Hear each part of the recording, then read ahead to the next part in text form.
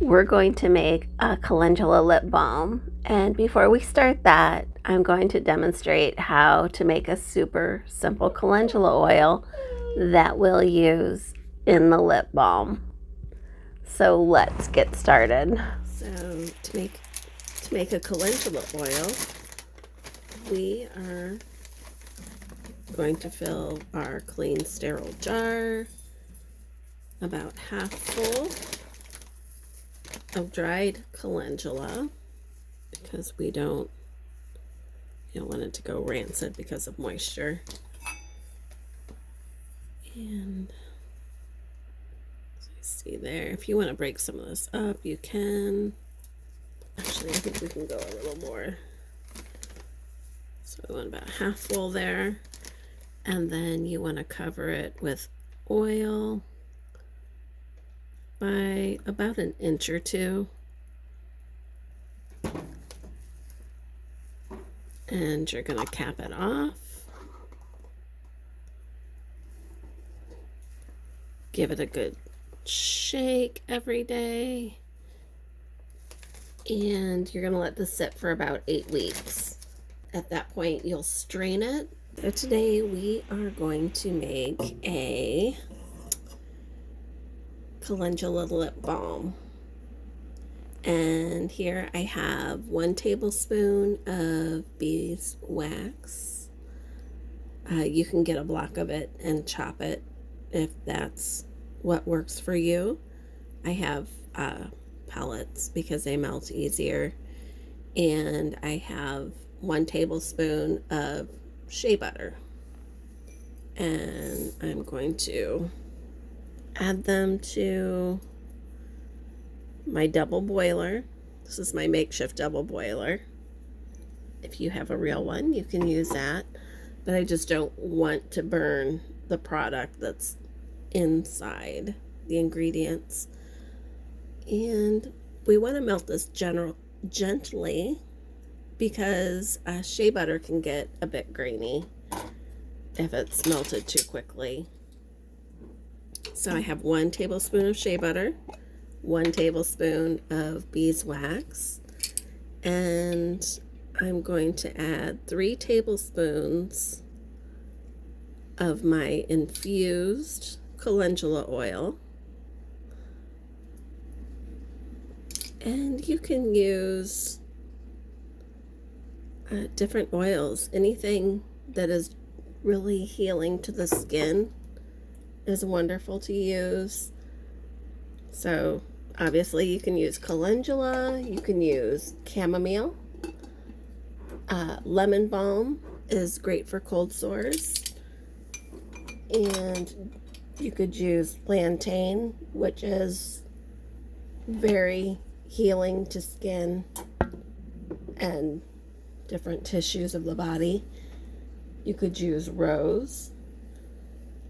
And dandelion is really nice too. I have a friend who made me a dandelion balm one time, and really it was my favorite. I put it on paper cuts, and by the next day they didn't hurt anymore. They weren't completely gone, but they were sealed over. It was really nice. And so this is kind of the goopy mixture you have right now, but you'll just want to heat that slowly. And this will make about, should make about 7 to 8 tubes if you're using tubes. And so I have 7 here. If I have more, I'll just deal with that off camera. But I have them banded together so they're not all falling over and toppling over in the whole process. And then I'm going to set them in a container like this when I pour it, and hopefully don't spill it. So we'll find out. But we'll heat this up, and then I'll get back to you when it's ready to pour. But well, first you'll want to make sure everything is completely dissolved.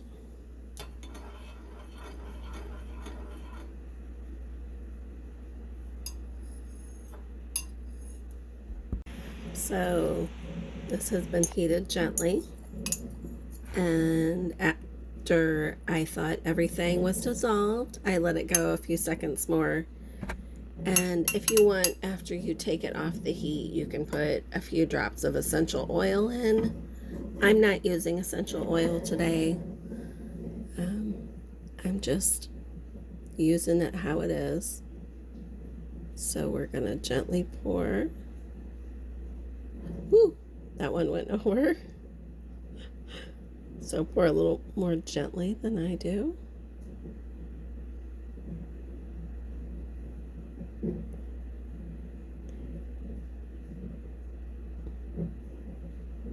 These are probably a little fuller than they should be, but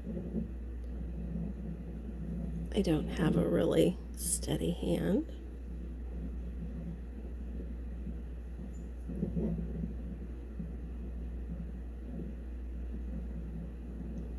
And I actually have enough for another tube or two, which I'll do here shortly. But after these dry, well, you want to make sure they're completely dry before you add your tops to them. You want to make sure they're completely cooled and solidified before you add the tops to the tubes. So make sure you wait for that. And if you want to make them look really pretty after they dry, you can kind of hit them with a blow dryer to smooth out the top. So that is our lip balm. So that was super easy, right? Give it a try, and you can, if you feel like this is not as solid as you like it when it's finished, you can add a little more beeswax or a little less oil. You can use different oils. You can use cocoa butter instead of shea butter if you prefer. Mango butter, go crazy with it, experiment, make it your own.